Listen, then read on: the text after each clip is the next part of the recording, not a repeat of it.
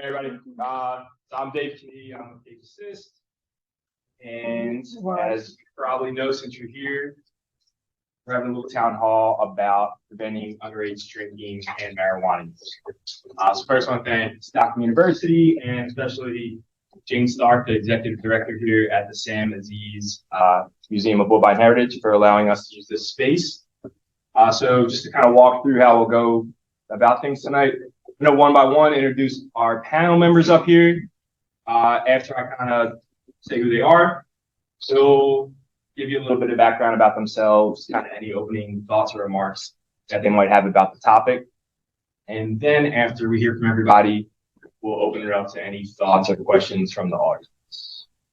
All right, so leading off, we have Captain Joe Landis from the Cape May County Prosecutor's Office, where he has been for 17 years. Spearheading several successful community-based programs, such as the Hope One Van, Stop the Hate, and a summer camp for at-risk youth. So here's Captain Landis. Yes, I was last. Many of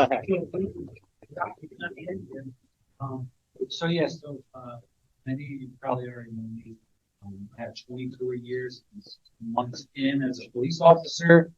And this is a very important topic to me, not so much because I'm a police officer, but also because I have kids. And I did not grow up here. I grew up in Philly, in Kensington, and it was a different lifestyle. I knew that my kids, if they were doing anything wrong, the police would always be there to kind of like make sure that if they knew them or they knew they were underage, they were able to call us, bring us home, whatever it may be. Those times have changed now, and we're going to get into that. And it really falls on the parents. And I'll talk a little bit more after we do our introductions, but we really are going to rely on more parenting at home. And if you don't parent your kids, somebody's going to parent them for you, and it's going to be the wrong people.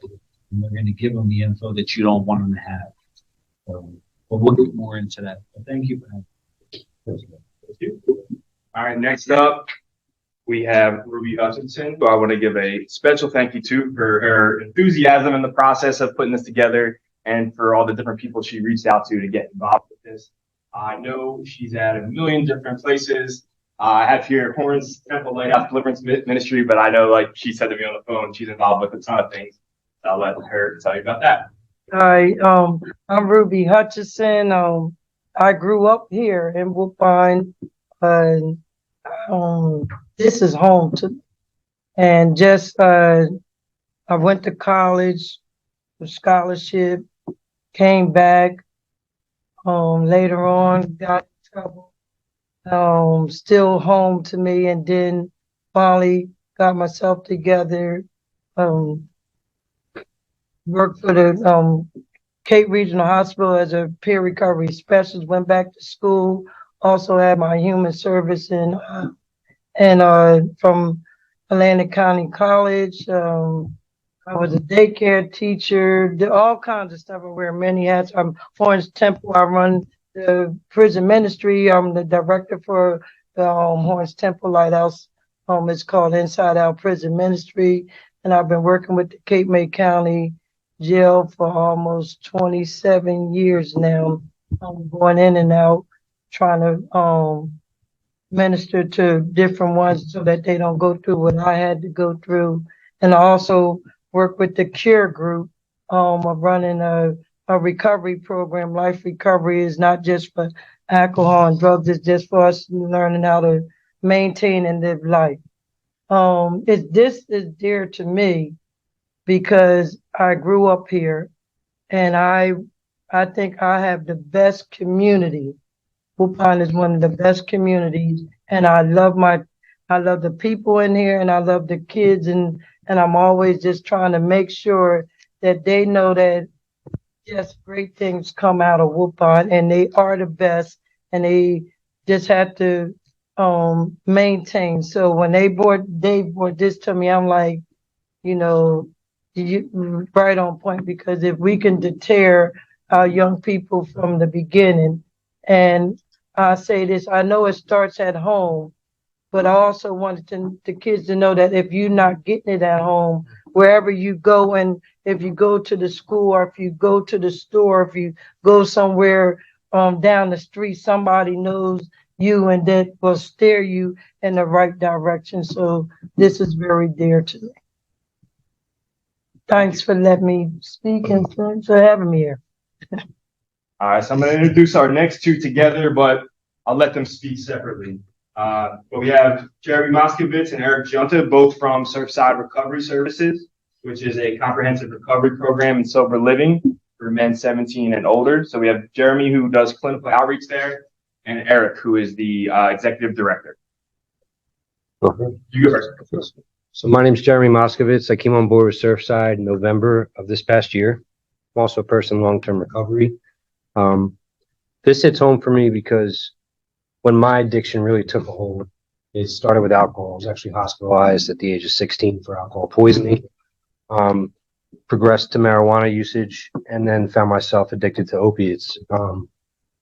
I do believe in marijuana as a gateway drug, and I do also believe that I was showing a lot of signs in my teenage years that were undetected by my parents. And they were great parents. They just didn't know, right? So I am in long-term recovery. My sobriety date is October 12th, 2018. At that time, I was working for my family in Hamilton. I wanted to help others and get into this field. In 2019, I started working in a nursing home with an addicted population, believe it or not. And then I became a certified peer recovery specialist in 2021. I've been counseling the past 2.5 years now. Completed my CADC hours with Professor Faldetta here. And I'm in graduate school for the Master's in Clinical Mental Health Counseling. I'm actually a year out from completing. In terms of Surfside, I've lived in the South Jersey area my whole life. Anyone who's had an impact on my life had something to do with Surfside. Their founder helped me get into treatment in 2016. All of my sponsors were connected in some way with Surfside, and I have a high regard and I'm honored to be able to work for them today. So that's enough out of me. Thanks, guys. Thanks, Jeremy. My name is Eric Junta. I'm the executive director at Surfside. What I hear everyone saying is they have a reason to serve, right? They have a reason to love the population. They have a reason because they have a personal affliction or a personal experience with addiction. And I hear, community. I hear that they have kids, and that's my experience. I have 12 years sober. I got sober right after I turned 21 years old. My passion since has been to show others what I was able to receive in recovery. And as of the last 5 years, my personal mission is to help families, to educate families on what to do next. We are on the treatment side of things, but what we really try to do is prevent things from getting worse than they already are. And that takes a lot of education, and we see a big gap in that in the community. So I've been working in the treatment space for about 8 years. I started in business development, again, just wanting to educate, deal directly with potential residents, patients, families, and I slowly kind of worked my way up to working at Surfside for the last 2 years and really being able to take it by the horns, and we plan on doing even bigger things and helping even more people. And right now we have 38 guys currently enrolled, and we have over 400 alumni in the Atlantic County area, many of which are from surrounding counties and surrounding states. And our ultimate goal is to, unfortunately, do some of the things that families were ill-equipped to do in adolescence for their young sons. We're focusing on life skill development. We're teaching them things along the lines of their basic daily functions, budgeting, life skills from cooking, cleaning to being able to set a doctor's appointment, because a lot of these young men have been stunted in that way. Their parents have done most of these things for them, and so now we're sort of putting it to the test and challenging them to take responsibility for where they've ended up, and we're giving them tools and a solution and a clear-cut path to how to get better. So that's what we do. Thank you. Thanks, sir. And last but not least, my colleague at Cape Assist, where he's been for the past 17 years and is currently the agency's prevention director, Professor Joseph. Wow. Thank you. And it's funny to hear like 17 years, because I remember 17 years ago when my colleague Temerity Berry saw me like wide-eyed and clueless and brought me here to Woodbine for the first time to help her facilitate an after-school enrichment program. And I think about all the work that we did together over the past like 17 years, and there's still so much work left to do. And really, what I see now more than I ever have seen, and I think my career, is there's just so much more that our youth are dealing with online bullying, active shooter drills. I mean, I remember my dad telling me when he was growing up, they used to do air raid drills when he was in school, and he used to hide underneath his desk. And I remember looking at him like, are you crazy? Like, you did air raid drills? And I hope one day that'll be the reality that our kids live in, that they'll look at the kids today and be like, wait, really? You had to hide in closets for active shooter drills? And it's a thing of the past, but this is the reality of what they're living in. They've lived through a pandemic. And it's a really, really hard time to be a kid. It's a really hard time, and there's a lot of challenges associated with it. And we know that when youth go through hard times, it just increases the likelihood that they may turn to the use of alcohol or marijuana as a means of coping. And it's so important that as parents, as community members, whatever our role is in this community of people who care about children, that we do whatever it is that we can to help them foster those healthy coping skills, to let them know that there are adults that care about them, to let them know that there are people that are here that will always listen to them, that are always willing to form that connection with them and help see them through some difficult times, because it is a difficult time to be a kid. And I think we can all, whatever our role is as parents, as community members, that we can all play a part in making sure that our kids grow up happy, they grow up healthy, they grow up strong, and they grow up free from the grips of addiction. Thank you. So, right off the bat from the opening statements, a lot of key topics I hope we're able to get into more as we kind of get into some questions. The changing role of law enforcement and some of the enforcement of these things, right? The role of family, the role of community, identifying warning signs, education and life skills, and just how different life is for younger kids now than it may have been for when some of us grew up. So if anybody has any thoughts they want to share, any questions, just raise your hand and kind of try to work through everybody. Does anybody have anything that they would like to ask? Yeah. I don't think it's something that I want to ask. I just want to thank you guys for taking the time out to even put this in place. I struggle a lot with wanting my daughter to be in a good space, getting ready to go to college, being mindful, being conscious of the world that she's living in at this point, because it's different than the world we grew up in. So I just want her to always be very conscious of what gets posted, what gets said, what gets shared. Like, don't go somewhere and grab a drink or allow somebody to get something to right now. Always just being very aware of her surroundings. And it's a shame that I feel like as I grew up in Woodbine, I didn't have to worry about that. As I grew up in Woodbine, I was able to walk around.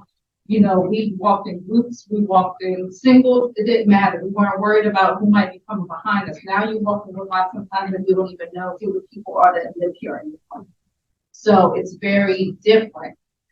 So I feel like I'm always very conscious, again, of just trying to make her aware of certain situations and certain things. So, again, I'm just thankful that you guys even put this together, that I'm able to be here to even listen to what you guys have to offer, and for her to even be here as she's getting ready to move on to a different phase in her life where, she won't have me there to kind of like navigate her decisions or help in different things that she's about to go through as she goes to college.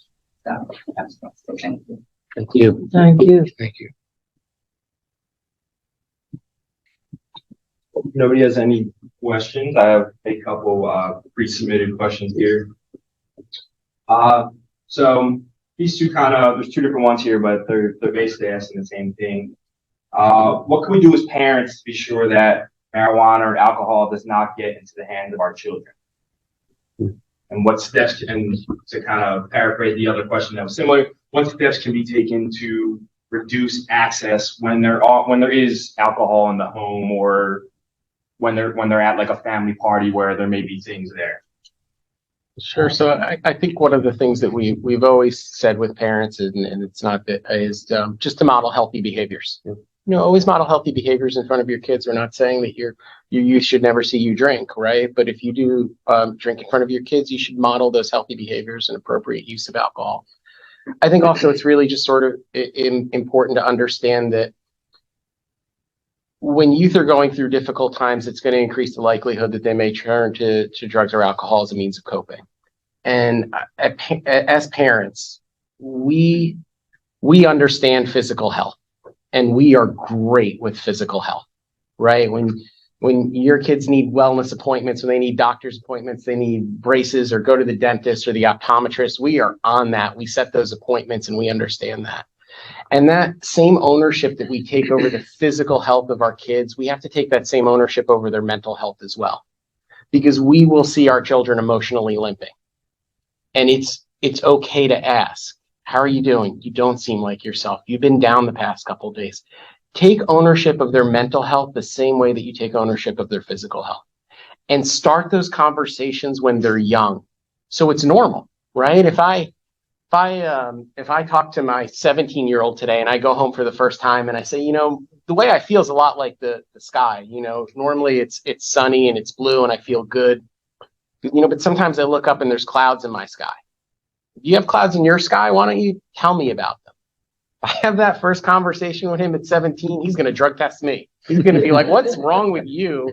Right. But if I have that conversation when they're 7, right, and I normalize that conversation, it's much easier for me to have it now when they're 15, when they're 16, when they're 17, when they're struggling. I say, you know, sometimes I do get down. Right. Or so I think that's just kind of an important thing.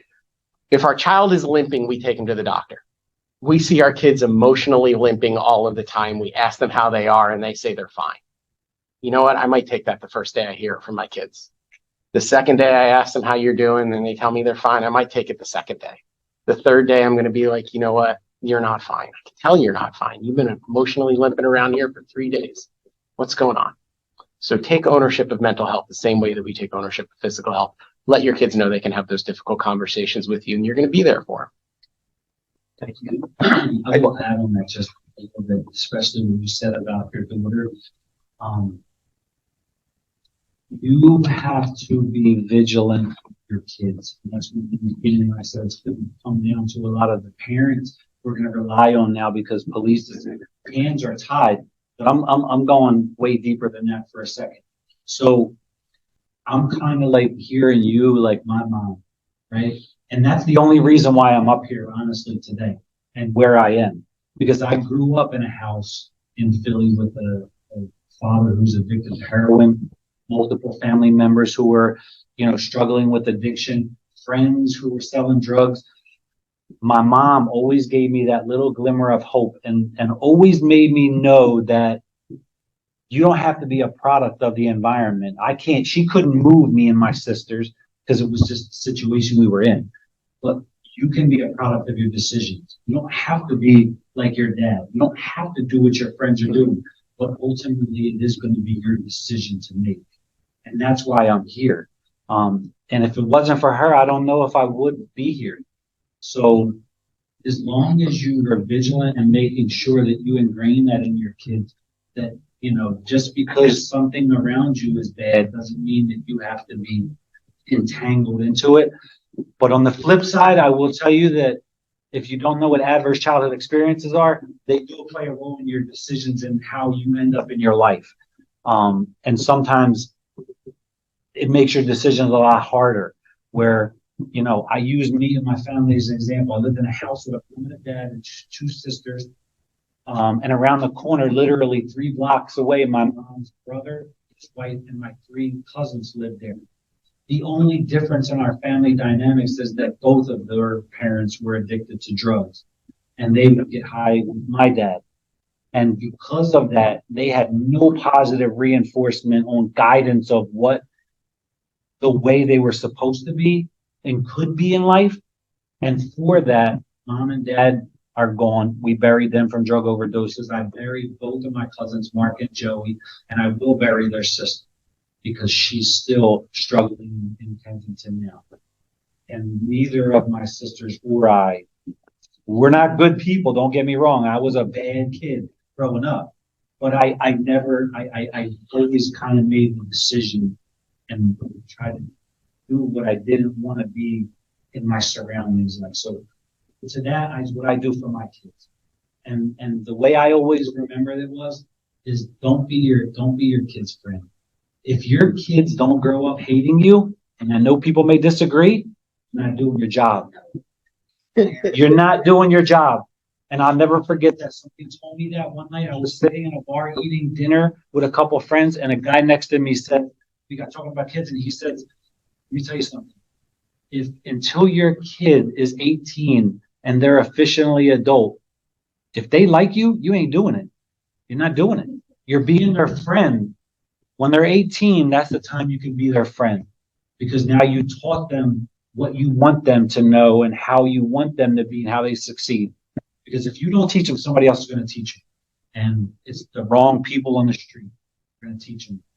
And that's true fact. I just want to go off of what you're saying, as far as the parents. I just want to point out that addiction, the main three causes for addiction are genetics, your environment, and mental health. So two out of those three are starting with the parents. So like you said, definitely start by Then, add on, it takes a village. And I'm learning over the years that it takes a village to raise a child. But then it also takes a village after we get grown to make sure that we keep the village together. And so when Jesse was talking, about how we grew up, we had the different spots, and we could walk down the street and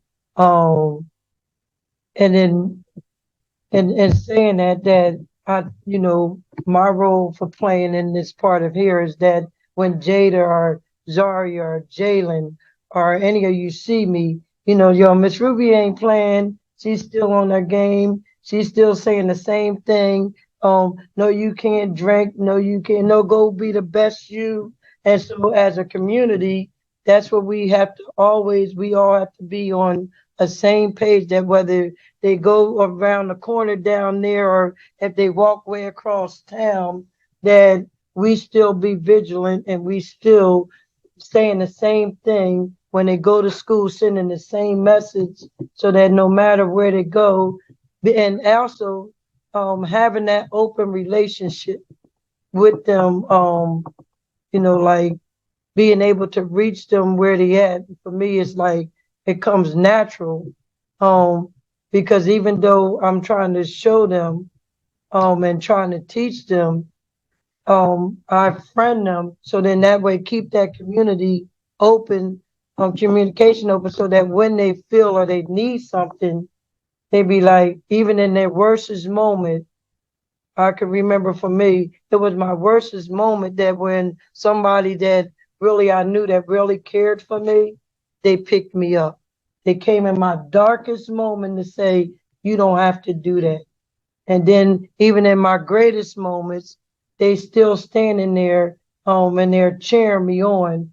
They're on my sideline, and that's what, I like about the community. And then seeing the young people that's here tonight too, of just saying, hold your grounds, and you are part of the community, and you are worth it.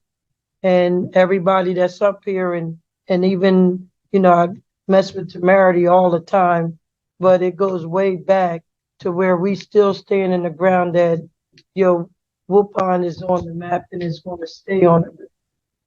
A bunch of young people, older people, whatever, that's still worth the effort and deserve it.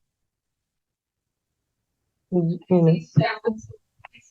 many kids, like so here he's out in Acme now, and I still see them, and they're like, Miss D, like, I'm doing what you told, you know what I mean? And they reach out. I'm sure Joe's seen them, and so we know that there are amazing kids. Like we've been in the schools. I don't know. I probably taught all these girls when they were like 5. They don't let me go in the schools anymore.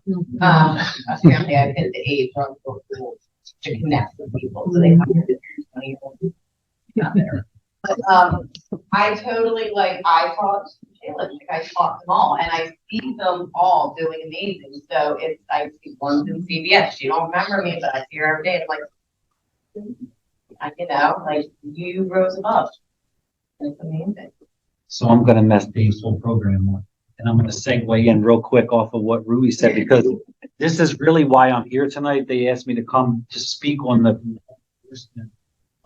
part of this. And what she said is really just brought that to light. And I know, I'm sure somebody sent in a question, but the point is, you all are the village that is gonna have to monitor your kids, because we as law enforcement, our hands have been tied behind our backs. We are no longer able to walk up to children who we think are underage, who are clearly maybe smoking marijuana, even with the smell, because if that child clearly is not a child, I am now violating their rights, and I can be charged with that. So now it's a difference if if the kids are committing a crime and we stop them and they're doing that, it's totally different. But if I'm driving down the street and I see Naraya and she's smoking, I'm gonna get out of my car and she's coming with me and I'm gonna take her home to mom, and we're gonna deal with that, because I know she's a child. I can do that now and write her the note and give it to mom. But if there's another officer who doesn't know her, they're not going to take the chance in pulling her over and stopping her, not to put their job on the line. And unfortunately, the state really, really screwed cops and families on that perspective of this whole law that was written. That's why it's important for the village to maintain and know everybody else's child. So when you see the kids, you are not bound by what we are. So you can take them and tell mom and do all that. But if a cop, our hands are tied, and hopefully it'll change more than it has. They're trying to do some things different, but it's not that we don't want to do our job. It's just that particular portion of it, and they looped in alcohol with it. So cops are not stopping kids if they look, unless they are clear-cut adults, they're just not doing it. They can't. I got 24 years. I got 10 months until I retire. And I'm not in first responder on the street anymore. But if I was, I'm not taking a chance on stopping somebody smoking weed or drinking to turn around and be the one that prosecuted for it. So that's why I say that it's up to the parents now really to work together and educate the kids, but also work as that force in the community. Like if you see a kid and you know they're a kid, then go and do what you got to do.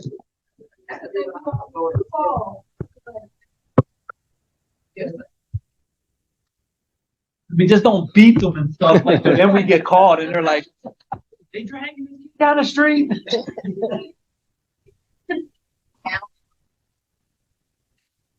I know that's They're in the process. very hard for me back. No, so I just think that Joe spoke to the importance of community, and it really does come down to community, because there previously was an intervention point between youth and law enforcement, not that where if youth were drinking underage or youth had a minor possession charge, they could be connected with programs, they could be connected with services through things like a station house adjustment program in lieu of having charges. And with that, there was an external motivator for kids to get connected and to get help. And that doesn't exist anymore, which just means that the intervention point has to come from somewhere else, whether it's what we might see in schools and coming from the school system, what parents might see.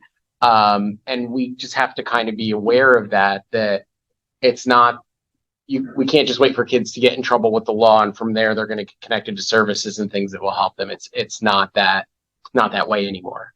And then to speak on sort of that point of what we want ordinances to look like, and marijuana was legalized in Colorado in 2000, medically. And then, so was it 12 years later in 2012, it was legalized recreational. So in New Jersey, we got medical marijuana in 2010. I'm sorry, it was 10 years later. And then 2010, and then 12 years later, it was legalized recreational, following the same timeline. Medical, 12 years later, you get recreational. Today in Colorado, there are more marijuana dispensaries than there are Starbucks and McDonald's combined. Number one cause of death in amongst adolescents is suicide. Number one substance found in their toxicology reports is cannabis. We know when kids are suffering, they turn to substances as a means of coping. Marijuana is legal now. With legal means, and legal isn't really the word we should use, it's commercialized. There is a $1 billion corporation out there that is trying to get kids addicted, or getting people that make a lot of money by getting people dependent. It's commercialized, which means the perception of harm has decreased, the potency has increased, and the availability has increased. It's a challenging space for parents today, and challenging space for kids. We know where we're headed, right? Colorado they legalized in 2012. They're 11 years ahead of us. We know what things look like 11 years down the road. You have an opportunity to decide what you want it to look like in Woodbine. This is your community. These are your kids.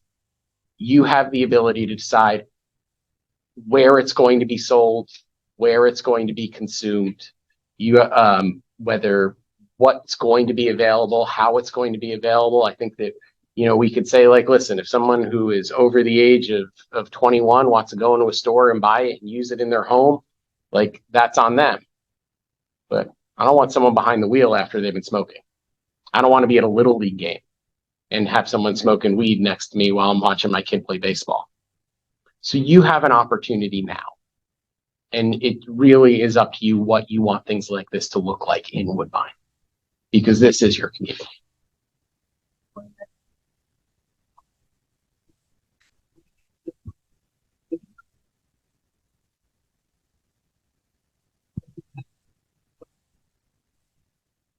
Absolutely, and we will do whatever we can in our agency to provide services. Right now, we are in your schools. Well, Dave's in your schools, and he's providing life skills programming for all of your 3rd through 8th graders. And then we'll be back in the fall to provide that same programming for for the preschool through 2nd graders.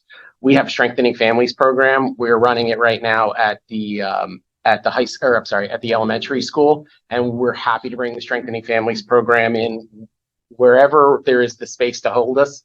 We have a program that's called Impact 6. If you do have a kid that maybe does get in trouble and you want something to have where that maybe they can look at their decisions a little bit differently, the Impact 6 program is available. It's free. It's a 6-hour educational program, but it's not just what Cape Assist does with our staff of 20 people. There's so many wonderful members of this community, and the great work that, like, SOAR Church is doing, the amazing work that Ruby's doing, or the work that Josh Marcotte is doing at No Limits Academy with, getting kids connected to something positive.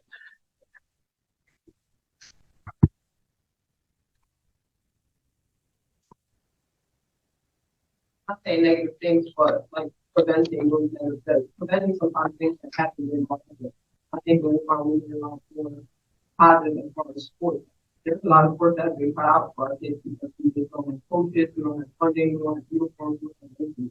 I think it's the basics that needs to be given for the first experience that it's happening. Nothing know that they have something. They really think that they don't have anything. And Can I answer? yeah, please. And to add on to that, this is our first Woodbine townhouse. So the next mission is we will be at the borough for a town hall. I already composed it, set it out. Just waiting for us to get a date. So then that way we're not just coming to say what Woodbine doesn't have. We're asking for solutions and the people in the community to be a part of the solution. Not just come and telling us, oh, we don't have this no more and we don't have this no more. all right, when you come with the solution, all right, if you want to be a part of the solution, you give us your ideas, but don't just give us your ideas and don't give us the people that we need. You come and we'll help you to get this done, along with bringing the solution so that we can put stuff back in our community for our children. And not just our children, for our elderly, because I work on the other side and we see where I done have more older people, especially during COVID, and they done got addicted to the opioids and the different things, because now where they used to have a glass of wine during the day or go out now, for dinner, now when they had COVID, they was back in the house more so, and a glass of wine got to be more than just one glass of wine during the day. And so I seen that switch. So now there's a part of not just for our children, but and I give a shout out to Miss Jo Murray. She's sitting out there, that even after I got myself in trouble, she took me under her wings and took me and brought me back to where to let me know that I was very important. And then there's like little things that she did for me, that when I didn't have license because of my drinking, she would take me where I needed to go. So now I shout out to her, because now I've restored my license and now I'm able, as she's older, to be able to take her where she needs to go. So it's a part of the community of coming together, but also that we don't point out. There's a whole lot of stuff we could say about what's not being done or what's used to be. We need to know where we're going from here, address it, but at the same time, have a solution and be part of the solution. Oh, sorry. Go ahead. The kids that we help at Surfside are ill-equipped for adversity, and so, I mean, I think life is always going to hand adversity. I know it certainly did for me. And the best thing we can do is just really foster the communication in terms of, vulnerability and honesty, and really build upon those principles and encourage our kids. I mean, it's something that I'm doing with my small kids now, 6 and 8, but also it's never too late to start. I know that a lot of the families in which we help do attempt to be friends with their kids and do it in a way that's compromising to their own moral values. And that's what seems to set kids going down the wrong way. But if we can build them up and start to have those honest conversations and know that we can build through and work through those adversities as a community and a team, then we can offer something positive.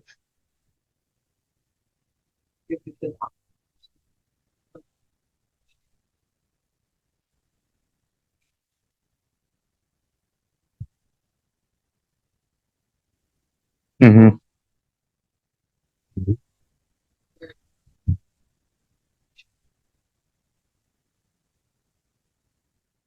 Yeah, I think sorry. Mhm. Oh, Strengthening Families program, and we did a lot of Strengthening Families in Woodbine pre-COVID, and then we when we couldn't be in person, we haven't had one in quite some time. So we're really happy that the school hosted us again to start to have the program. And really, what the Strengthening Families program tries to do is just try to foster a positive family dynamic. So when kids do go through those difficult times, they really do feel comfortable reaching out to their parents. And in prevention, we don't always get a lot of outcomes, because what we're trying to do is prevent something from happening. So how do you measure that thing didn't happen? So I always remember this because it really stuck with me. But the former superintendent at the school, Linda Towns Anderson, called me once years ago, and she said, "I just wanted to share something with you." She said, "We have a student at our school, and he wasn't doing real well." And she said, and we thought we were going to have to send him out of district. And she's like, "That's something that we never take lightly in Woodbine." And things started to go better for the young man, and he started to do well, and he went to high school, and he did well in high school, and went forward into college. And so we asked his mom, and we said, like, what was it that changed, or what was it that helped? And she said, it was that family program that you had at the school. She said, and I'm not going to tell you that after that family program, I was a perfect mom, but I can tell you that after that program, we could talk to each other. And that really made a difference. But the thing I just want to impress on, because I think it's so important. I wish I could stand up here and tell you there's a silver bullet strategy that's going to work, and there's not. This work is, Lynn Kurkowski, our former executive director, told me 17 years ago. She said, Joe, this work is about multiple strategies across multiple sectors. And it's all of those layering of services and programs, the homework clubs, the enrichment programs, the life skills, the strengthening families, the fellowships, all of those things layer on top of each other, the kickball leagues, and that's what makes a difference. It's multiple strategies across multiple sectors. So, and I think sometimes, kind of like Ruby says, like, we get hung up sometimes on the things that we can't do instead of maybe focusing on like, what are the things that we can do? Maybe, there might not be funding for something, but a couple parents can volunteer. We could start a homework club, or, someone owns a garage and maybe they're going to mentor a couple kids and show them how to work on cars, whatever it is, whatever our little piece is. And because all of those things sort of, they build upon each other. And that's what kind of makes the difference in the community. Yeah, it's, Jalen.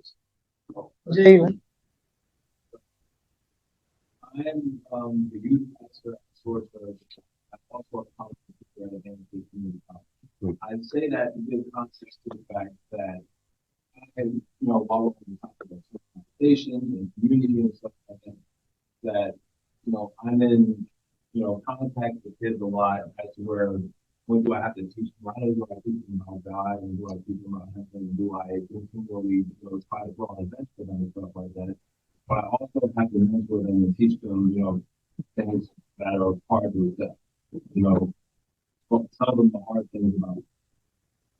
So with that being said, I guess the question that I really have is, what is the biggest thing you can tell somebody who was struggling with alcohol or drug abuse in front of their kids?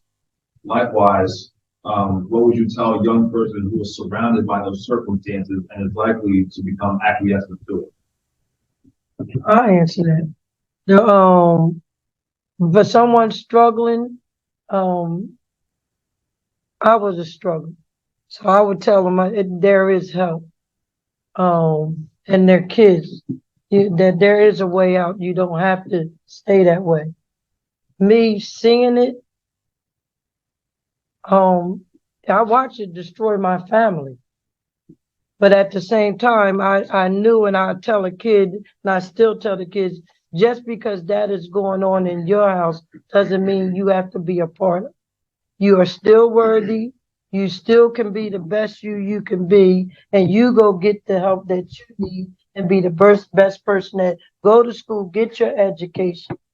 I can remember I used to take care of my mom because that was my mom. And then at the same time, I also had to realize I thank God for my grandma, and I thank God for the people that was around me to let me know that just because that was going on in my home, I did not have to. They like babied, like if mom didn't cook, the neighbor made sure we ate. So it took the whole family, the whole community. And so telling a child, look, for me, I know now I will go get a kid. I will go get a kid that I see that's in trouble. Like when we did the scouts and the little boy, and I know he's in trouble. And I said, yo, you need to come with me. And he's like, I don't feel like going today. I open my boy, get in this car today because, just that like if you need to see something different. And so then we went over there that day. We was building the home at the sign in Woodbine right there at Smokies for the garden thing. And we got out there. I was like, yo, get these tools and come on and help me. And I had a bunch of them with me. And the same little kid, after he got done, he looked at what we did and he's like, yo, that looks pretty neat. We did a good job. And then when we got back home, when I went to drop him off, I had my nephew Isaiah with me, and we got back and dropped him off. The little guy says to me, he says, you know what, Miss Ruby, I'm sorry I didn't want to come, but you know what, that was pretty cool. And then he wanted to hang out with me.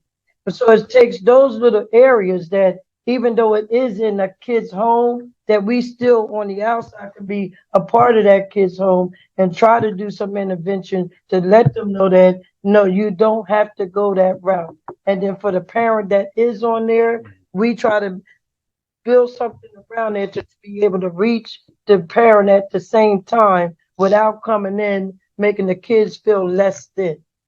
Ruby said something that's really important. She said, you gotta show them. Sorry, I didn't You're see your good. hand up. You gotta show them something different. That's what my mom did for me. I can tell you that a lot of the kids in my neighborhood, my mom took me and signed me up for travel baseball or what she could afford. And I mean, if we couldn't walk there, we weren't going because we didn't have a car. But she would take me to the games after working all night long.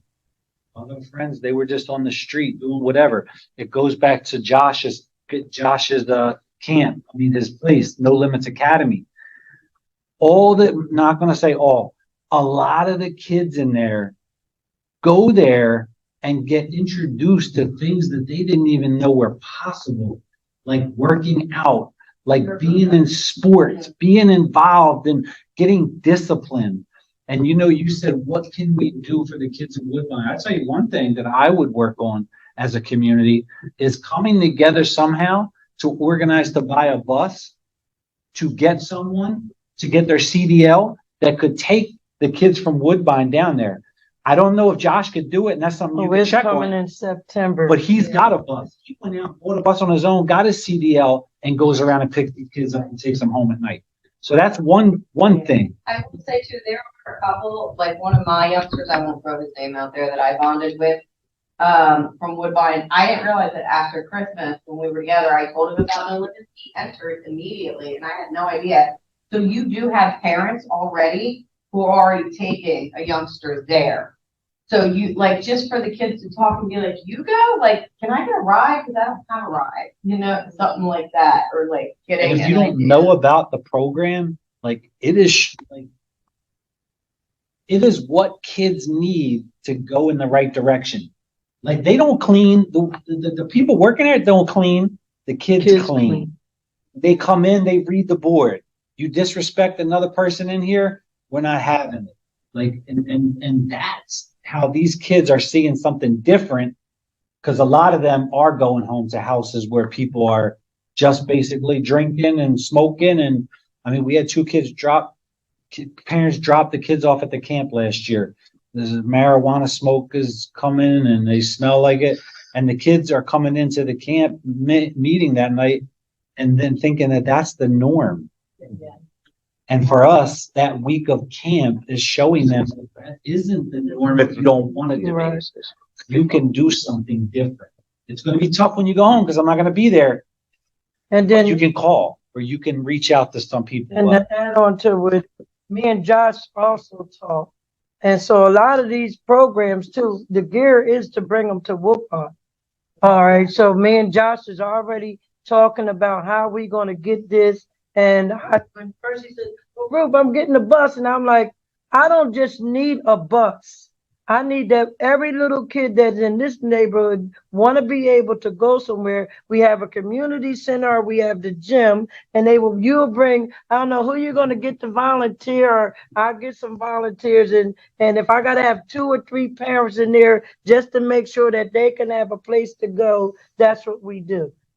Because I'm like this. It's good we have down Rio Grande. It's good we have on Wildwood. It's good.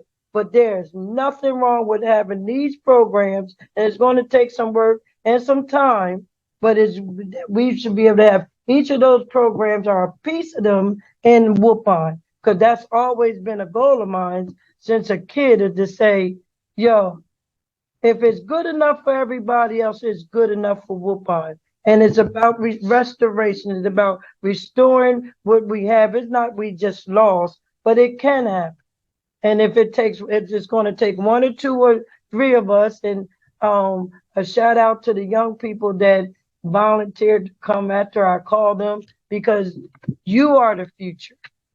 You are, even y'all going to school. And I did say to Jada, and I said to Zaria when they first came in, I said to them, I said, so, I'm getting you hooked up with Cape Assist, so when you come home during the summertime or when you're ready to do your internship and you getting your volunteer hours and stuff like that, you'll be the faces. They don't have to go look on TV. You, Jada, you, Jalen, you, Zaria, Naraya, Lexus, and Isaiah. You be the volunteers and you be their heroes to show them that yes, it can happen in Woodbine. And it starts with us taking that role to say, I can make this commitment that, and that's where my heart is, that it doesn't make no difference. I could go work in Washington and I will not be satisfied until my neighborhood is getting the same resources and my kids have the same access that anybody else has. And it can happen. And it's, so that's a shout out to y'all for just being who you are and not, falling into that even through your trials, because y'all had trials and tribulations just like every last one of us, and you pulled through. So a shout out to y'all. I'd like to add something. Yeah, And these folks that feel that, in the beginning, in the dark part, you may not remember the words, I think we fought on every.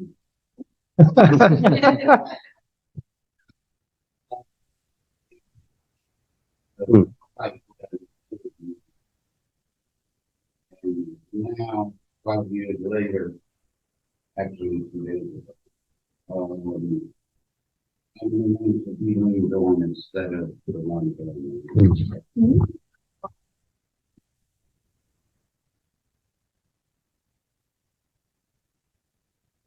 yeah. I wanted to add. I'm trying to think. The past 2 years, I was counseling in a detox residential, and I would talk to a lot of family members. I was able to establish rapport and help guide someone into making better decisions. And the family, they were incapable. But what I noticed is a lot of family members, they were authoritative, which can be good, but they were also absent in their child's life. In this world, it's very easy to be too busy, I believe. And also, a lot of the clients were afraid to tell their parents what was going on. And then I looked back into my adolescence, and I could see those same properties with my father. I thought my mother couldn't handle knowing it, but my grandmother, I knew I could always call her, right? And why was it that I could call my grandmother? She didn't pass judgment. She always told me that she was always there for anything, no matter what it was, and to call her. And she had a big faith in the Lord, right? I didn't have these things. If I look at it, it was reversed. My addiction brought me to God, and that's what I needed, right? And therefore, I feel I would always be okay with that. But a lot of this younger population doesn't have that yet. So I think the most important thing as a parent would be to be that authoritative figure, but also to use empathy, right? I don't think any parent can shield or protect their child from making there's no possible way, right? Your child is going to make poor decisions. The question is, do they know that they can call you no matter what, and let you know what's going on and know that you're going to be able to help them, not be feared up. So I think that's also very important. And then someone mentioned genetics. I think being educated on, if it runs in the family bloodline, if the disease of addiction is in the mother's side or the father's side. I'm not going to get into the skipping generational thing. I think that's a myth. The point is, if it's in the history, it's something to look out for. And then, as Joe said, watching emotional limping, like paying attention to your child's their social cues, their body movements. It could be the simplest little thing that you notice is off, and then having that conversation. How are you doing today? And I don't have children. One day, I assume I will. I can say I watch Eric with his kids, and I know that he is authoritative in some ways, but also he's there, and I see what he does with children. I mean, this is what's necessary, right? I didn't have that, and I just think my parents were ill-equipped in that regard. Hopefully, that helps a bit. Just to piggyback on one of the things that you had said, about how do you support that parental figure? I think we have a great example of what a success story in the back looks like, and we can use that, right? I mean, it's one thing, as parents and I feel this, and I see a lot of the families I help dealing with this as well. We feel as if we need to be supermen or super women, right? We don't have the ability to show vulnerability to our kids or show the human condition to our kids. Part of, for me at least, and I want to speak for everyone here, part of the human condition is that I'm not always perfect. I'm flawed. And so like what happens when I make a mistake and how I push through that and persevere through that is, to me, what's part of me being an adult, right? Like my ability to pivot and get through a situation that might be less than ideal, right? And so you can always share that with a father that's struggling. Listen, firstly, we need to push past the delusion that your son doesn't know what's going on. He does, right? Your daughter knows what's going on. Now let's show them what we can do about it, right? Let's show them how we can recover. Let's show them the success story in all of this. I think that that's important. I think that those conversations are important because we don't ever want the child to think what's happening in their house is normal, right? We want them to know that it's not okay, and be able to form that connection to help, because what heals trauma is connection. And Joe mentioned adverse childhood experiences, and if the child doesn't have that outside perspective to know what's happening in their house isn't okay and it's not normal, then they grow up assuming that it is normal, right? If mom and dad are supposed to love me, but mom and dad are beating me, then I don't think that mom and dad are bad. I think I'm bad, right? So those conversations become really, really important. That only happens through connection, right? And it's that connection that we have with people that enables us to have those conversations, that helps them heal and helps them know that they have someone that they can rely on when things are difficult. I've really subscribed to the ripple effect, right? In the way that if I can speak with one person, that person can speak with one person. And so now we're having this conversation, right? We're asking these important posing questions. And so we have the ability on our daily lives, somebody at work to say, what's going on with you and your kids? How are you dealing with these situations? And offer support in a way that can be educational, right? We can point them to some of the resources that we now know we have, through Cape Assist and through Ruby's program and Joe's program. I mean, we have things in the community that we can rely on, and we can offer support just through that communication and vulnerability. And I know it's a lot of times at home, the question that Jalen asked, having these outsides and showing the kids different, or being that one in your neighborhood. Even I always tell Naraya, you show people what you do at your house. You invite them, like my kids wasn't allowed to go, even though I got in all the trouble and stuff. My kids wasn't allowed to go at everybody else. They wasn't allowed to just, if they walk cross down the street. I knew how long it takes you to get to Miss Jessie, because I know where Miss Jessie, and when you get to Miss Jessie, you need to call. So when their friends would be with them, their friends, because they stayed or was around, they had the same rules that my child had if you was going to come and be at the house, So it was like, even though I didn't, and I won't say I didn't, my mom and my dad, they did the best they could. And our Lord knows, I thank God for my grandma. And then I used the school and I used the outside activities to keep me balanced. And so by the time my mom, and she got it together and stuff, now I was this top athlete, and my mom didn't miss near one of my track meets. She didn't miss near one of my basketball games, because she finally turned it around and she got herself together. So it comes with a balance, but at the same time, I tell the young people too that I don't care how your mom is or how they are, or your dad, that respect costs you nothing. And we didn't answer, each of us is dealt a set of cards, our life. And it doesn't mean that every house is going to function the same way, but respect, accountability, integrity, honesty, and trustworthy goes with you no matter where you at and what situation you in. And then you use that to your advantage, so that when you go somewhere, It doesn't make a difference just because it wasn't actually, if you've seen some stuff, doesn't give you a right to think that this is the way you're supposed to be now. So you see the different avenues that go on. So if we're bouncing off and the kids are, like I said, I tell Narayan them have to, you can't hit your kids no more like you used to, right? I'm saying that.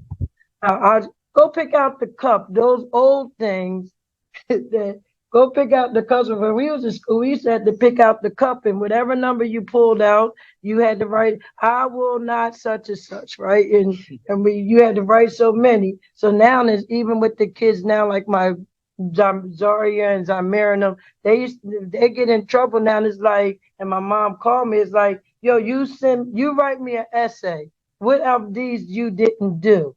No, now it makes them be accountable for, their decision because their choice. And then now how are you going to rectify? So even in saying that, it just because and this is my whole theory. Every home, if any house says that they have no problems, they tell a lie. Whether you rich, poor, got money, drugs, no drugs, kids is going to be kids. So now it's our job, whether they're in our house or when they come around us, to be the adult.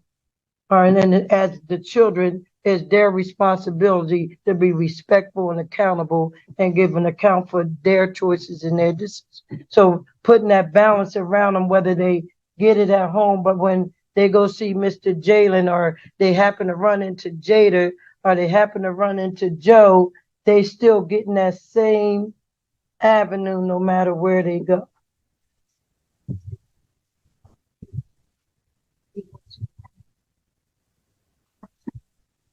Like, I want to be Jada's person. Like, I'm her mom, right? But she knows I'll give it to her. Like, she got it like last weekend. But not to the point that I degraded her, not to the point that I disrespected her. It's just kind of like laying the line and saying, I'm 17. You might not believe it, but I'm 17 before, so I get it. Just like what I was doing and what I wasn't doing, and but to the point of just giving your child a person, and if it's you being having an open mind. Like, I saw something, it might have been on social media or whatever, and it was a mom and a daughter, and the way they had their tough conversations was the mom put a pillow up and the daughter sat next to her, and she was like, okay, it's free reign. She could say whatever she wanted this way. She didn't see her expression. And it gave the daughter an opportunity to say everything she wanted to say, or however she might have been feeling, without mom, her seeing, like, sometimes I gotta kind of hide my response, because I didn't want to be in a negative way when she is telling me something, but I have to ponder on it when she leaves my presence. Okay, well, how am I supposed to handle or navigate this at this point? But I think just having a good foundation with our children and trying to guide them, even with the mess ups I've had in my life, because I did not walk this line perfectly. What I finished, I started them. I went away to school. I got pregnant second semester. When I went away for college, I finished them. Like, it took me years later, but I finished because I wanted to teach my kids that what you start is what you finish, no matter how long it takes. So I graduated in 1995. I got my first nursing degree I went to LPN school. I got that in 2005. I went back for my RN, graduated in 2016. Then I went back and got my BSN, graduated with that, just to kind of show the progression of, listen, life was hard at this point in my life. And I am a way better mama now than I ever was to Dante as my oldest son. Like, me as a parent now to my twins compared to who I was with them is totally different, but it's because of the growth that I had. It's the experiences that I had. It's all of the different things that I went through in that transition in my life to be able to be a better mom for my kids. And I just always want, and I even try to instill into my friends' kids, or even try to talk to them about different things and say, you know, like, I'm not saying that yelling and screaming doesn't work. I just think it's not effective sometimes. I think, you know, being effective might be to be able to have that listening ear. And I had to learn because my mom was a yeller. My mom hollered at us all the time. And I didn't want to be a yeller. I had to check myself as I was, you know, parenting my children to not be a yeller all the time, you know. And it's a lot that we, you know, growing up here, life was just different. You know, we would be coming up the street, you know, you saw Miss Jones riding, or you saw Miss Jerry, whoever it might have been. Like, we had different figures that we saw that you had to kind of respect, you know, God bless Poppy and Nan, you know, cause everybody knew everybody. Like, you know that you was gonna get told on if you was doing stuff you ain't had no business doing. So just having an open mind, just being able to have your child be open to wanting to talk to you. Just even the hard conversations have to be had. And it took me a long time, like, cause again, I didn't parent my son that way. But with my twins, I'm just a totally different mama at this point in my life. Well, you help me go back to school so that you know. All right. When go ahead.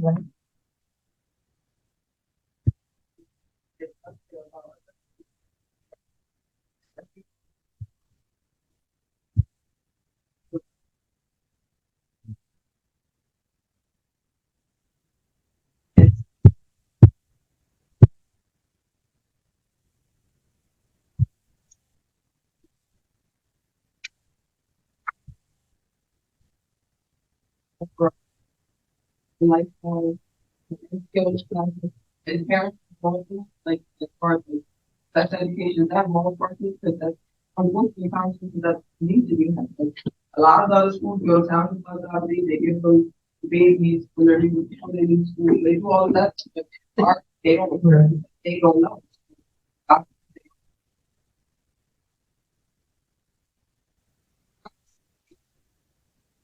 They should at that age.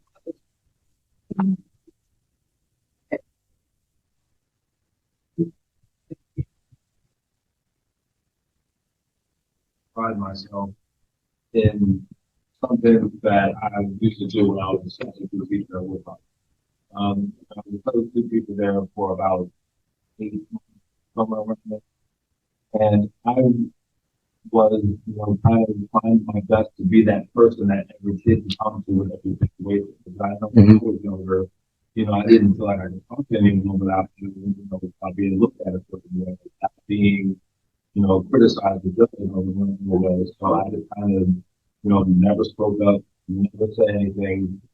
And, I always tried to be, that one person, even with the school system, because, for one thing, I know a lot of these kids, families and stuff like that. And I'm not saying that they're, that they go home to a bad situation, but I also know what their boundaries are in terms of what to say to these kids and stuff like that, and what would be going too far. And even if I didn't, I would be able to know, I would literally be able to hit them up on Facebook, call them up and say, hey, this is what's going on in school. Do you need me to have this conversation with them? And if not, then I'm letting you know so that you can, so.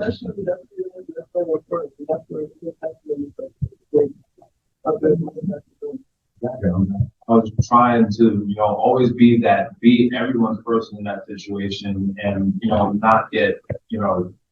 not get upset or aggravated when something goes left or anything like that. I'll give you a prime example. How many times have I raised my voice?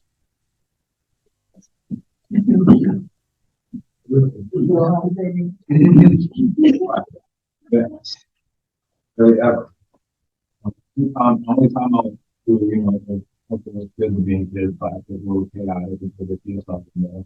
And closer to the age than the rest of the teachers. So,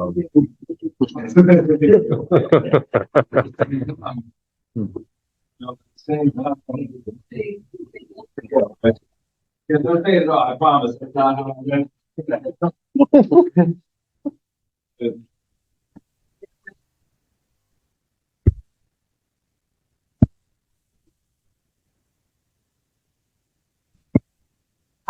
I want to and I was probably in the fifth grade, and this program came to our school, and they were like, sexual abuse inside of the really came in, and I was the abuser.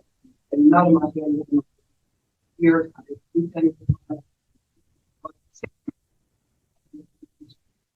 Help. But when these people came to our school and they gave this assembly and they're explaining it, just like you said, I was going through that. How much I was doing? I didn't know it was anything.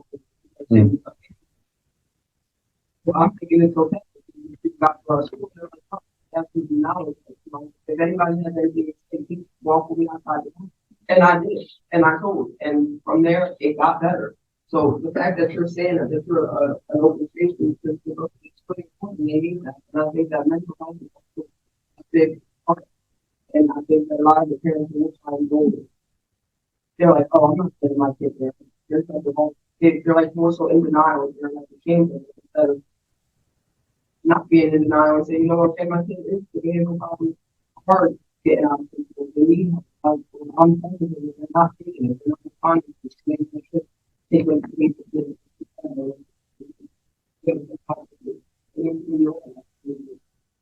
Then, to add on what you're saying again, whenever the kids see or know, or when they come to school or come to a program, I stress the essence of them knowing that they have boundaries. Because a lot of we all was young, you know. That's one reason why I grabbed the young people, because we needed your input to know what we can do better about how we handle things. Because when the kids don't have boundaries and stuff is going on, then it calls for more stress, more, you know, and the peer pressure is there.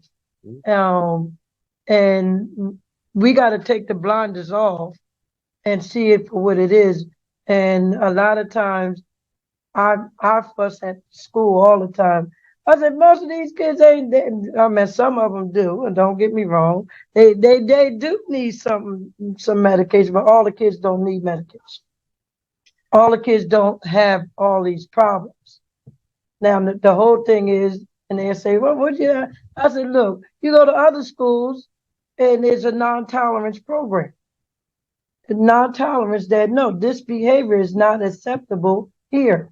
So as a community, we have to adapt that same thing. No, you know, and I'm not put him on the spot. My nephew's out there, and he know how to get over on my 70s, 7 years old. He know how to play my mother, right? He good as Zaria, all of them.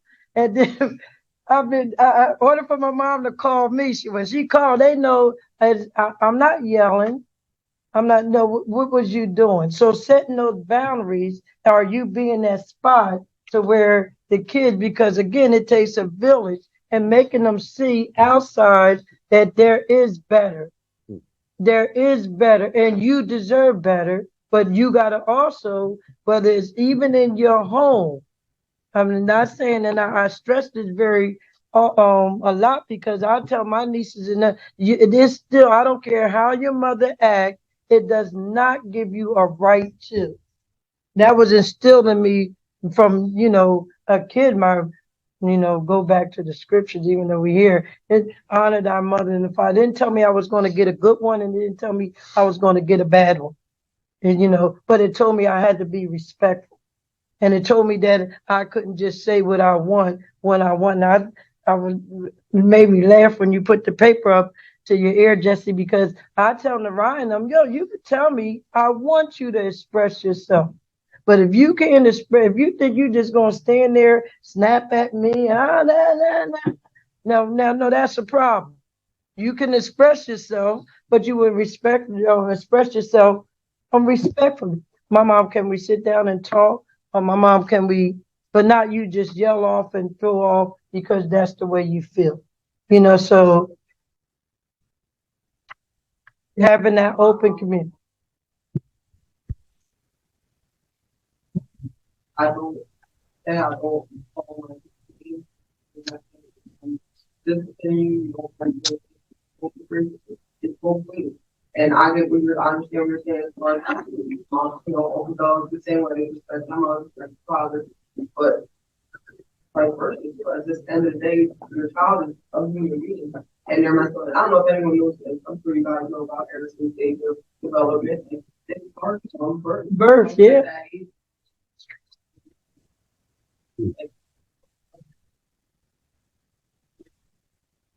How to love your children, and how to stop from that. Yeah, can we talk a little bit about underage drinking and its impact? Sure. So, what research has sort of showed us is that youth that drink under the age of 15 are 5 times more likely to go on to develop a substance use disorder. And, we understand that because a substance use disorder is a progression, right? It's so the younger that you start, the more likely it is that it will progress into something where you can develop a dependence. What becomes so exceptionally dangerous for our youth, I think, is it's two things. It's one is you're putting a substance into your brain, which is affecting your brain while it is still developing, which is why you see it's much more likely that you will go on to develop that substance use disorder. But it's also, instead of fostering all of those healthy coping skills, instead of fostering a way to tolerate your emotions, a way to be resilient to what it is that you're feeling and cope in a healthy way, we are learning to numb those feelings. And Brene Brown says, we don't selectively numb. We can't just numb our painful emotions when we use drugs or we use alcohol, right? We're numbing our whole life and we're disconnecting from our whole life. And I think that's, one of the, when you have conversations with youth, when you hear you say oh, it was Friday night and there was a party and, things happen and you're like, oh, okay, there's experimentation there. But I start to hear you saying I did this because I'm really anxious, or I did this because I'm depressed, or I did this because I had a bad, we start to see we're using to cope, we're using to disconnect, and that becomes exceptionally challenging. When we don't want to be present in our own life, we will use these substances to numb. And for youth that are experiencing challenges at home, it's very appealing, right? I don't want to be connected to my own life. This offers me some disconnection. And it really does have, we see with marijuana too, right? Youth that utilize marijuana under the age of 21, 1 in 6 of them will become dependent upon it. Those that become dependent upon it have roughly an 8 to 10 point lower IQ than their peer group. They're 5 or 6 times more likely to have a depressive disorder. They're 5 or 6 times more likely to have an anxiety disorder. So we see that whenever we put something into our brain that affects our brain chemistry while our brain is developing, it does have long-lasting effects. And then to add on what he's saying, I've seen young people where start the marijuana, and most of them, I see them telling them, no, you don't need that, because it's opened up a whole nother door that me working, being clergy at the Cape May County Jail, that I see the same young ones that was allowed or experiment with drugs now, they're in the criminal system because of the alcohol and the drugs. So it leads, to that too, because at the early age of, I can remember them telling us not to, but we wanted to, we wanted to experiment our peer pressure. So the early on, I didn't even realize that it was setting me up, by drinking and taking me. We think it's okay, but somewhere we cross the line and we become addictive, and it causes other problems, skipping school, trying to hang out with everybody, that was the cool kids that drank, or, and saying that it happened. It might be a different era, it might be a different time, but the same thing is they still go through similar things. It's just a different time, and they do theirs a little different, and the drugs is more, they know how to get them just like we know how to get them. They know how to go and say what, so at the point of, letting them know that no, it's not underage drinking, is not acceptable. There's nowhere, no how. And then as a community, I hear parents say, well, I'd rather them do it at home with me than to do it out there in the street. That is not acceptable, and then we as adults or us that do know, no, it's no, no, we got to be accountable for our community. If we allow it to happen, we say it's okay. No, it's not okay. It's not okay for me to take Naraya and because she's ready to start drinking, to have a couple beers with her. No, it's not acceptable. And if Jesse see me, then she be, look, however you need to do, or Joe, then it just, lock me up. Something, but it's not, and my whole point is as a community, no, it's not acceptable. It's not. Jared. Can you just speak to the kids just about risk? Different things that need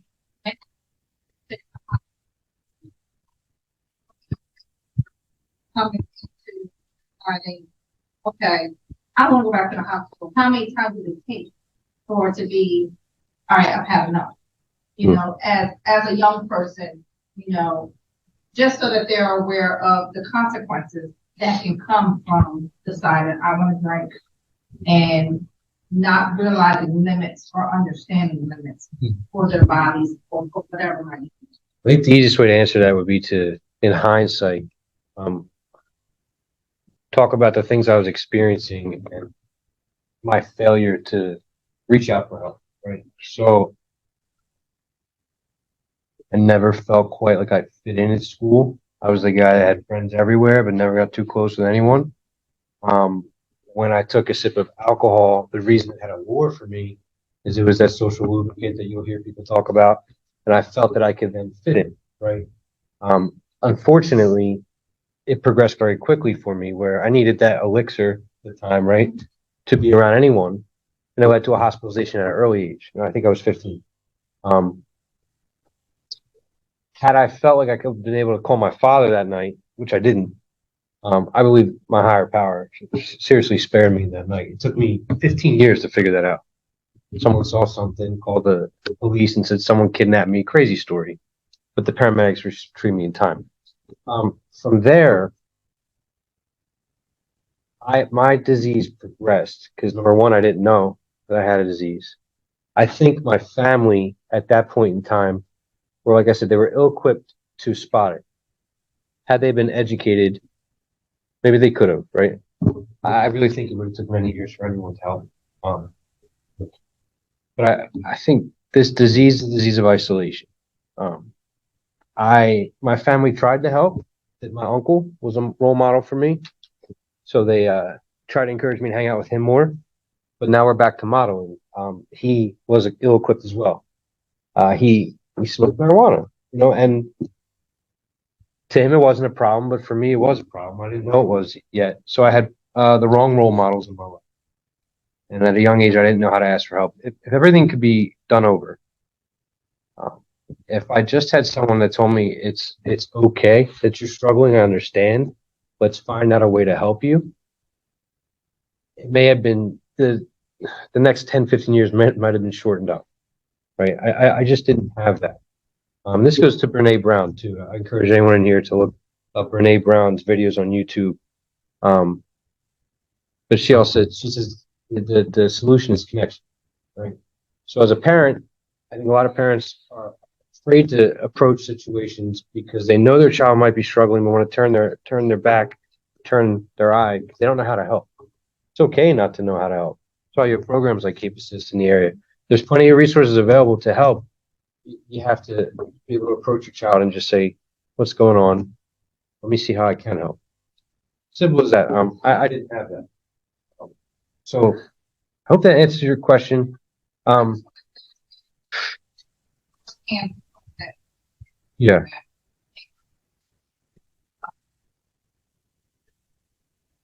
Yeah.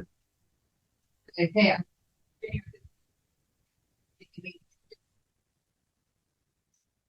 Let me say one more. I think everyone has the ability to find the person in the room that they can look up to, that is living the right way, and it's about approaching that person. I didn't do that either. I was with peer pressure because I didn't have the supports I needed. I was looking to cope with the wrong substances and hang around the people that had those substances because I couldn't live in my own body. But looking back, there are people, everyone has those people in their lives that they look up to, and I just encourage them to utilize those people. And that would be the best answer. One thing I'll add, right, is when I took my first drink, I never imagined I'd end up being an alcoholic, right? We don't necessarily know what our predisposition is to substance use disorder or alcoholism, right? So when I took that drink, I thought I was making a decision. I thought I was just doing what kids do. I thought I was just having fun, right? What I didn't understand was going to be that progression that Joe spoke about. What I didn't understand is how that was going to slowly become my only coping mechanism to feel whole and complete as a human being, right? So what started out as being something that I thought was very innocent ended up causing, some of the the 7 darkest years of my life, where I no longer had the power of choice in drink or not drink. I had to drink. I no longer was a free person. I was a slave to alcohol, right? And that jumping off point for me was after getting locked up, probably by you and your team a handful of times, right? I had enough consequences where I could no longer say that alcohol wasn't the problem anymore. And I had to start to look at it as I need to do something, right? And so I was at this jumping off point where I didn't know how I could live my life without my only coping mechanism. And I didn't know how I could live my life going on with my coping mechanism. And so I had to really admit defeat in a way that I was going to start to bring the people into my life that I trusted and find new people that I trusted, because my family unit wasn't a very healthy family unit. My dad was addicted to work and my mother was addicted to alcohol, right? So it's really important that we understand we are accountable as the parents, right? The kids are going to emulate us. If we run from our problems, our kids are going to run from our problems. And they might not take all of our bad traits, but we know they're going to take some from here and some from here, right? If I lean into difficult conversations, my kids might lean into difficult conversations. If I am vulnerable and honest with them and I show levels of integrity that weren't shown in my family with my kids, I hope that they'll take those things with them. And there are kids that don't have that positive role models in their life. Like, we also can take on that role with our friends' kids and with our friends' parents or whatever the case may be. So there really is a sense of duty that comes. I mean, you guys all showed up here tonight for a reason, because you want to be involved in this conversation. So understand, just because you're not in law enforcement, or you don't have a degree in substance use disorder, or you don't work at a program, you can still help. Sometimes it's just being a listening ear. Mm-hmm. Sometimes it's just being the person to say, I know somebody I can connect you with, or this is what I do when my first instinct is anger and to yell at my kids. I declare like I need 5 minutes. I can't have a healthy conversation with you right now. And I do that with my wife. I mean, let's just be clear. Like, I will tell her, I hear you and I can't talk to you right now. And I just, it took a therapist to tell her that's okay. He can take 20 minutes if he needs 20 minutes. And now she does the same thing. And we can have, and we can have productive conversations now, right? Like, I feel like what you don't know, you don't miss. Mm-hmm. If you don't know what a beer tastes like, you're gonna miss the taste of beer. Right. But can I say this? When I went to college, right? I had a scholarship, free, and top athlete on my pace being able to be in the 1988 Olympics. But when I took that drink, somewhere I crossed the line. It didn't happen then, but I wound up getting pregnant and come back home. But then, I used to be able to turn the drinking on and turn it off when I was an athlete. Like, it was time for me to go to sports, and then, but as time on my time started crossing the line, crossing the barriers that I wound up with by the time I was 28 years old, coming from a top athlete out of Woodbine. That by the time I was 28, when I started at 25, I had my first DWI. Now my mother no longer see me in the paper on the front page. She see me in the Cape May County, in the Cape May Herald with a DWI. So I went from being on the front page of a sports page to as an athlete to being in the Herald because I thought drinking was okay and that I could turn it off and I could turn it on when I felt like it. And as the piggyback off of him, it doesn't happen that way. For each one of us, it will happen in a different way and cause different consequences along the way. It may cost us our family, it may cost us our lives, it may cost us our jobs, it may cost us a whole lot of other things. You know, somebody else's life.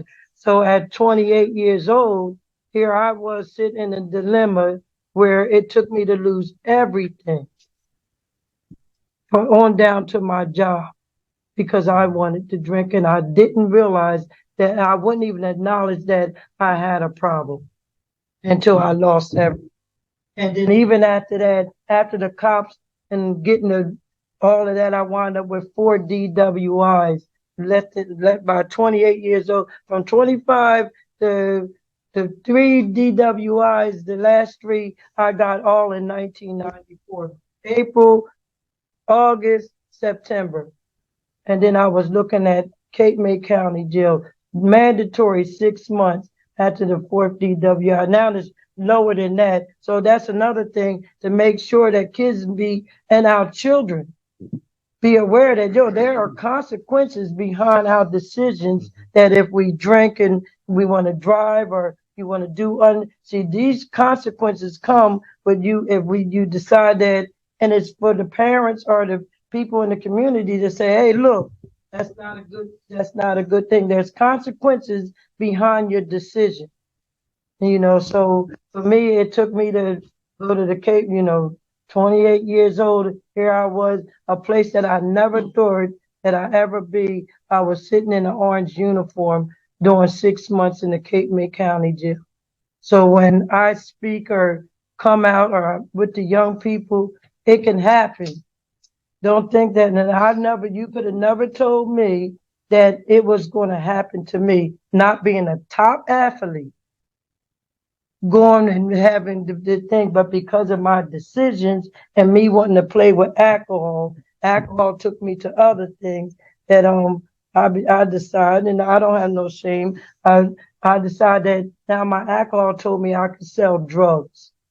So when I went there, I got a record, and I don't even know how I sit next to this guy, but but by me being able to identify and finally face those things, now to me is to come back to make sure every kid, not just even on my job, to make sure every bedside that I go to is to make sure that they know they have an option and they don't have to keep going the same way they was going. Whether you come out of a good home or whether you're not, you still have a choice that no, alcohol is not. And some people can have a drink. I just happen to be one of those people that can't. Real quick, I just jump in. Got about 15 minutes or so left, so I just want to open it up if there's any kind of final thoughts or questions. Anybody out there or anybody in the but I'm just going to be very engaged. So I just want to throw out, we have a program called Youth Mental Health First Aid Training. It's like CPR, but mental health for our young people. So it's adults working with young people. We actually had a cancellation in our Thursday class. It's a virtual. If you can't take that one, we have them every other month. But if you are interested, there's 2 hours of online work. You just do it at your own pace. You watch videos. And then it's a free online, it's Zoom. Lisa and Nick are teaching it. They're amazing. And they kind of walk you through signs and symptoms and working with young people about how to approach them and how to ask questions using the health model, how to talk to them about mental health and substance use to your young people. Then it's a 3-year certification. So in case you're still talking and I have to out. I just want to throw that out there. If anybody's interested, I'm not here, Joe, Jella, anybody can take your email and I can get back to you tomorrow if you're interested in the class. And it's free, and, like I said, it's a Zoom, so we did have a cancellation for this Thursday, but otherwise, if you can't do it on such short notice, we do have them scheduled every other month. Okay? Don't work with you, we can get into those. Yeah, I absolutely. have a question for Joe. I'm sorry. Joe, could you speak on about the consequences of underage drinking and using marijuana? The consequences? Yeah, now, like, I mean, is there some consequences that comes with if they, well, if you was to catch them in a crime situation or? Oh. I think would we- answer that question. We gotta think about I think that, I'd like to summarize some of what I know we can talk around things a lot of times. So that you have your next step, okay? So what I heard is that I have a lot of trusted adults. That's why you're here. You have all expressed that you can be a trusted adult. And you are interested in restoring that. Of course, today's discussion is really centered on underage drinking and effects of marijuana and underage. So Joe Caldetta was able to explain to us, whether you're talking about marijuana, you're talking about alcohol, is that the brain is developing. It's developing until you're 25 years old, right? So you know that as far as what the science tells us. You've heard from Surfside and what that impact is. Of course, that intersection is wellness, right? And you heard from Joe in regards to, get them involved in things. If it's not in that home, how can you get them involved and show them something else? And some of that is suggestion of no limits categories. A lot of times we talk about when we're out in the community because it's just such a powerful protective factor as an organization. And you've got these resources of someone that is a champion, right? With Ruby and looking to her to try to lead you. You've got a champion at Seward Church. You've got your champions. So how can you as parents, which we know is you're going to take on that bigger role because law enforcement's hands are tied. So you've got the solution sitting right here in the room. So how are you as the parents, because you are the engaged parents.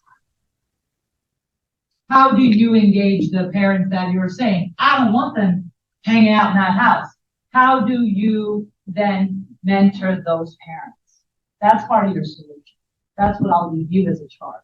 And first, go ahead.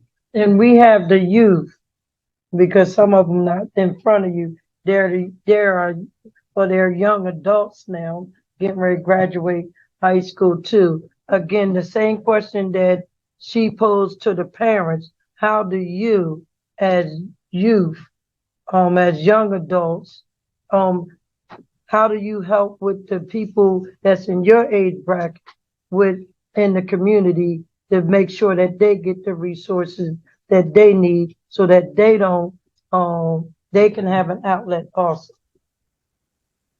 Yeah, I mean, I think you have all gained 5 resources coming here tonight at least. I'll certainly leave my information. I'm available for a text message or a call just about any time. I don't sleep much. I don't eat much. I kind of pour everything I have out into this mission that we have. And if you end up in a situation, I hope my buddy from the community college calls me at some point.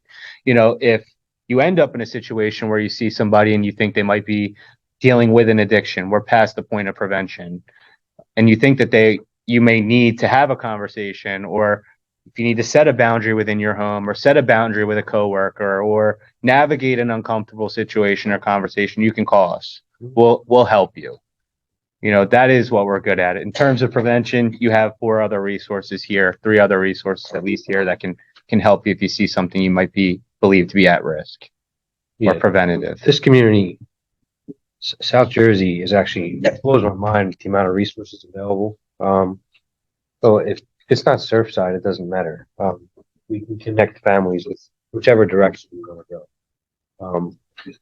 To answer the question, because I've thought on it a bit, there's things that I didn't I didn't even think about it at that age. The music that I listened to, the things that I watched, and the people I hung out with, right? With clients in the residential setting, I used to watch them come in, and the young ones especially, they put on what I call mumble rap. It drives me absolutely insane. And then you put me in a car where someone's playing, I'll still nod my head to it, which is why it's scary. But the things that I listened to most certainly affected a lot of the decision making I did. And parents can't really guard what you're scrolling through on social media. That's up to the user. But if you watch something that is taking your thoughts towards a direction of partying per se, or using substances, and it looks cool, be aware of that. It really does have a huge effect on what you end up doing. I probably sound like such an old fart. Yeah, you done joined. That's unbelievable. No, it's real. Truth though is that we could take all the preventative measures in the world that you could all do exemplary jobs as parents and family members and people in your community, and we're still going to end up with people struggling. Mhm. So definitely rely on the resources that you've met here today, and call when you need help. I mean, that's the best thing that I can take away from this.